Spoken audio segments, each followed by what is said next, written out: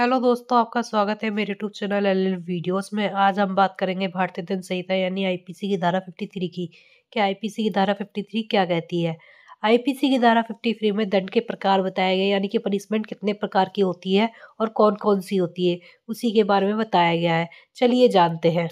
पहले हम जानते हैं कि दंड का प्रावधान क्यों किया गया है। वास्तविक रूप से अपराधियों को आगे अपराध करने से रोकने के लिए, बुराइयों को मिटाने के लिए, अपराधियों को सुधारने के लिए और कानून का पालन करने वाले नागरिक बनाने के लिए, अपराधियों को और अन्य व्यक्तियों को अपराध में शामिल होने से रोकने के लिए आंशिक रूप से दर्द और देकर उन्हें आंशिक रूप से दर्द या पनिशमेंट देकर आंशिक रूप से अपराधियों को सुधार कर न्याय का प्रशासन करना है। दंड का मुख्य रूप से हम ये समझ सकते हैं, किसी भी व्यक्ति को दंड इसलिए दिया जाता है ताकि वह अपराध दोबारा ना करे। ऐसा कोई अपराध जिससे देश की शांति भंग हो, राज्य की शांति भंग हो, उस प्रकार का कोई अपराध ना करे, इसीलिए दंड दिया जाता है।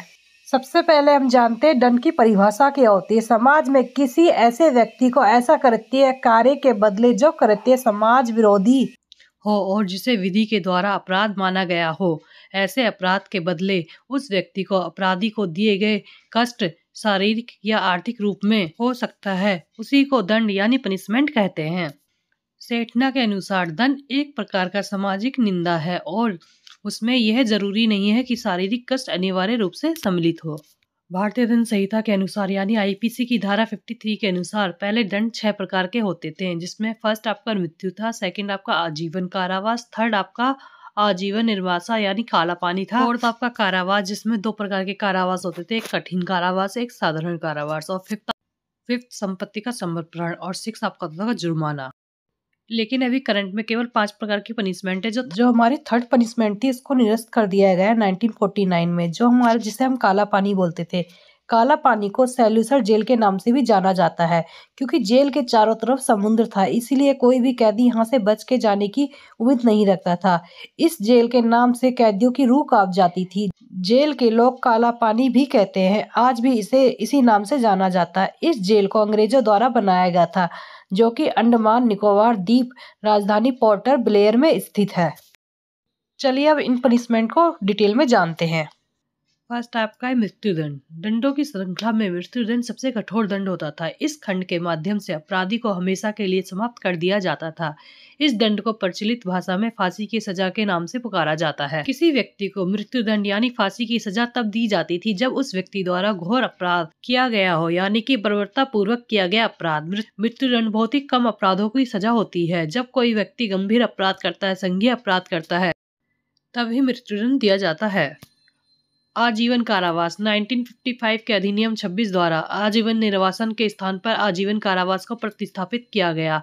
अब यह हमेशा कठोर कारावास होता है। जब किसी व्यक्ति द्वारा गंभीर अपराध किया जाता है तो उसे आजीवन कारावास की सजा दी जाती है।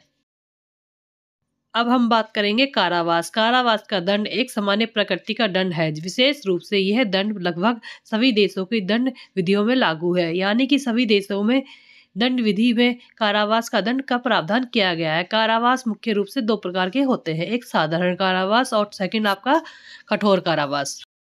पहले हम बात करेंगे कठोर कारावास। किसी भी विशेष परिस्थिति के मामले में अपराधी को कठोर कारावास की सजा दी जाती है। कठोर कारावास की अवधि में व्यक्ति कठोर श्रम करने के लिए बाध्य होता है। भारतीय दंड संहिता यानी आईपीसी की धारा 194 और 449 में अपराध केवल कठिन कारावास से दंडनीय है। अब बात करेंगे साधारण कारावास। ऐसे मामले जो किसी आर्थिक नुकसान पहुंचाने अर्थात सिविल प्रकृति के मामलों में अपराधी को साधारण कारावास की सजा दी जाती है। नेक्स्ट है आपका संपत्ति का समर्पण। संपत्ति का समर्पण भी एक दंड का रूप है। जब किसी व्यक्ति द्वारा कोई सिविल प्रकृति का अपराध किया जाता है, तब उस व्यक्ति की संपत्ति का समर्पण यानी संपत्ति को जब्त कर लिया जाता है। अब बात करेंगे जुर्माना। यह दंड निम्न प्रकृति का दंड माना जाता है। इस अर्थदंड के नाम से भी जाना जाता है।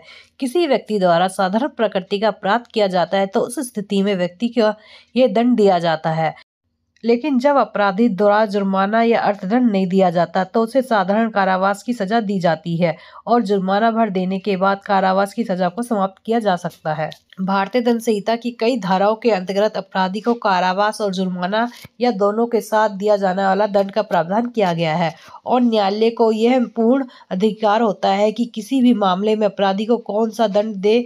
न्यायाधीश अपराध की प्रकृति के अनुसार जो उचित समझे उसके आदेश दे सकती है। ये थे दंड के प्रकार। मतलब भारतीय दंड संहिता यानी आईपीसी की धारा 53 में केवल 5 प्रकार के दंडों का प्रावधान किया गया है, जो कि निम्नलिखित है। यदि आपको वीडियो अच्छी लगी है तो ऐसी इंटरेस्टिंग वीडियो के लिए आप एलएलबी वीडियोस को फॉलो करें एंड चैनल को सब्सक्राइब। Thank you.